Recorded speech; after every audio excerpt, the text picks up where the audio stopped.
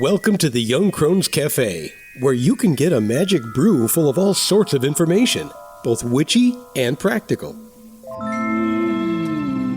Grab a cup of coffee and join us. I'm Elizabeth, a wordsmith. And I'm Dave, a modern-day sage. We are going to talk about various witchcraft and life topics from a slightly more mature perspective, at least most of the time. Thanks for joining us.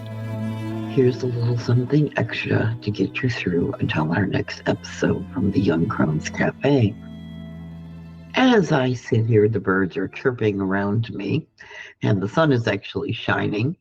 And as this is being recorded, when it will be released, it'll be out there on next Tuesday, the 19th of March, which is actually the date this year for the vernal or spring equinox. We have two equinoxes every year, one in the spring and one in the fall. And it is that moment where things seem to actually be in balance in the world around us because there's an equal amount of dark and light. And with the spring equinox, after that, it seems like the energy just seems to exponentially increase and get lighter and lighter as we head towards summer solstice in June, which is the peak time of year for us on the path for light energy, and also marks, believe it or not, the start of the dark half of the year. But we'll talk more about that when equinox comes around. However, today we celebrate a ritual, and our opening always is, we have reached the vernal equinox point. Light and dark, day and night are equal for this one moment in time. After today, the light will continue to increase in quantity and strength, warming the earth until summer solstice, when it will peak. There are only 2 days each year when the light and dark are in perfect balance, where there seems to be time to pause, breathe, and be aware of the need for balance within ourselves and our practices as well. It is as if these days were created to remind us of this need.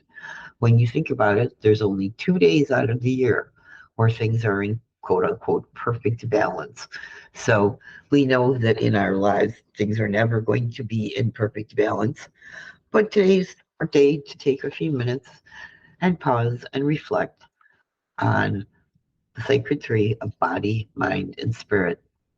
There are different parts of each that are probably in balance right now, and different parts that are equally crazily out of balance, and maybe we need to nudge them more towards that center point where we're not totally insane over something.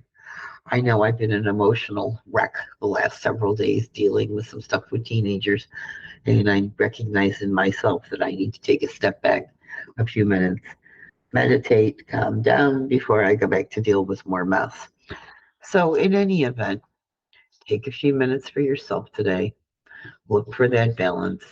Remember, too, that perfect balance isn't ideal because we're not the planet or anything that major, and we're never going to get there.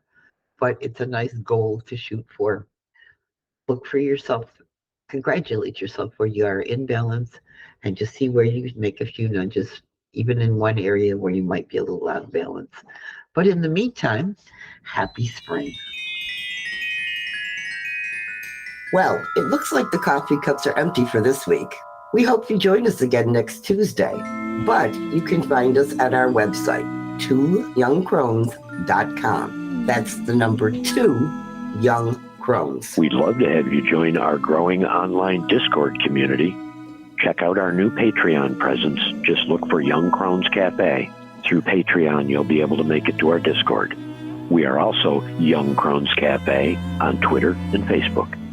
Until then, remember, we are witches who work with energies to effect change. We are believers in both immanent and transcendent divine. We are celebrants of the passage of the solar and lunar cycles. We are hedge walkers who pass back and forth between the worlds of the magical and the mundane. We are seekers of knowledge. And we are walkers of a spiritual tradition we call the Path. So mote it be. So mote it be.